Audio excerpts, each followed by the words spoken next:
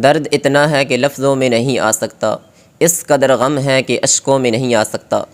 جہاں پر اللہ کو سجدہ ہوا کرتا تھا، اب وہاں اپنے ہاتھوں سے تراشے ہوئے بتوں کو سجدہ ہونے جا رہا ہے۔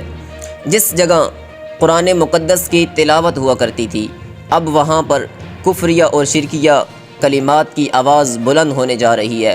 جس جگہ مسلمان بیٹھ کر کے اللہ کا ذکر کرتے تھے، اب وہاں پر شیطان کو خوش کیا جائے گا۔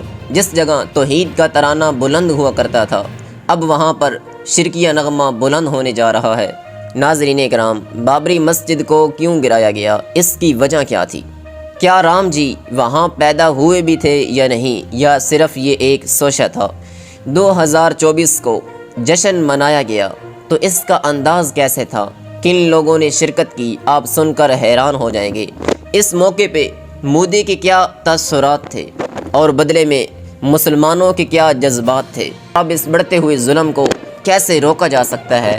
میں اور آپ بحیثیت مسلمان کیا کر سکتے ہیں؟ تمام تر تفصیلات جاننے کے لیے اس ویڈیو کو ایک بار لازمی دیکھیے گا۔ تو چلتے ہیں ویڈیو کی طرف۔ تو اس سے پہلے آپ سے گزارش ہے کہ اگر آپ یہ ویڈیو یوٹیوب پر دیکھ رہے ہیں تو عصری میڈیا کو لازمی سبسکرائب کریں۔ اگر آپ فیس بک پیج پر دیکھ رہے ہیں تو اس کو لازمی فالو کریں۔ تو چلیے ویڈیو کی طرف بڑھتے ہیں۔ 1528 کو بابری مسجد کی تعمیر رکھی گئی تھی۔ فاتح مغل حکمران ظہیر الدین بابر کی طرف اس کی نسبت کی گئی۔ پھر یہ سلسلہ چلتا رہا۔ بالآخر 6 دسمبر 1992 کو مسلمانوں کی اس بنی ہوئی بابری مسجد کو بڑی بے دردی کے ساتھ شہید کر دیا گیا۔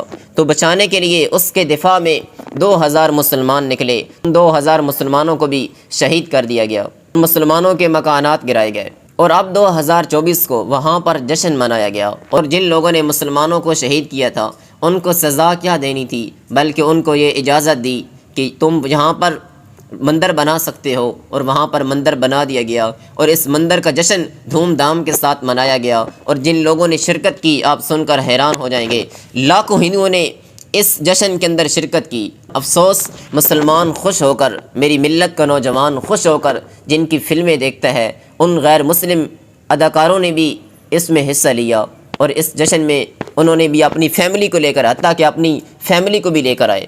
اور اس موقع پر مودی کے کیا تاثرات تھے؟ وہ کہنے لگا کہ بھارت اب بہت آگے بڑھے گا، بھارت آگے بڑھتا چلا جائے گا اور 100 سال کا مستقبل بنانے جا رہا ہے۔ 2019 میں بھارت کے سپریم کورٹ نے مسلمانوں کو 5 ایکڑ مسجد کے لیے جگہ دی تھی۔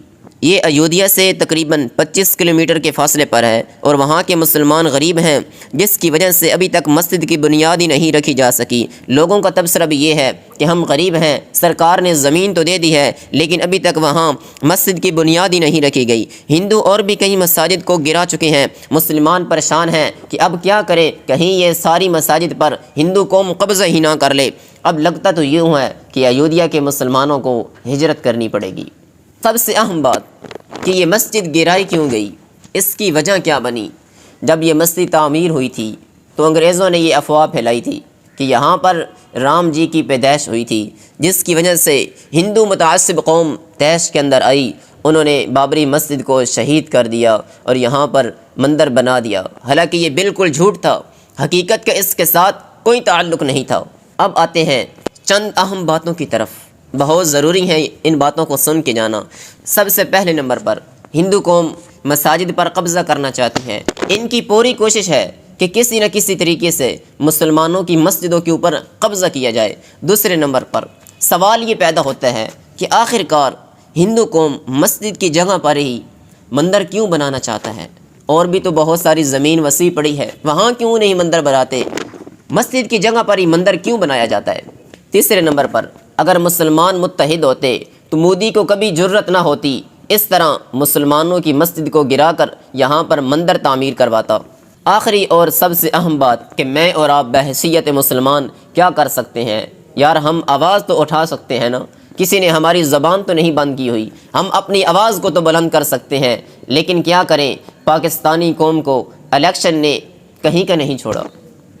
ہر وقت الیکشن کی باتیں چل رہی ہیں، فلسطین کی تڑپتی ہوئی لاشیں انہیں نظر نہیں آتی، غزہ کے مسلمان انہیں نظر نہیں آتے۔ کشمیر کے مسلمان، برما کے مسلمان جن کے اوپر ظلم ہو رہا ہے، انہیں نظر نہیں آتے، بلکہ ان کو صرف ہر وقت الیکشن کی پڑی ہوئی ہے۔ اب یہ جو سانحہ پیش آ گیا ہے، ان کو کوئی فکر نہیں ہے مسلمان کب اٹھیں گے۔ ہندو قوم ہماری مسجدوں پر بھی قبضہ کرنے جا رہے ہیں، اور مسلمان خواب غفلت کی نیند سو رہا ہے، یہ کب اٹھے گا؟ مسلمان اب متحد ہو جائیں تاکہ کفار مغلوب ہو جائیں اور اسلام اور مسلمان غالب آ جائیں۔ یہ اسی وقت ہوگا جب ہم خواب غفلت کو چھوڑیں گے، قرآن و حدیث کا دامن پکڑیں گے، اور انشاءاللہ پھر اسلام بھی غالب آ جائے گا۔ اپنے میزبان حماد کو اجازت دیجیے، اللہ حافظ۔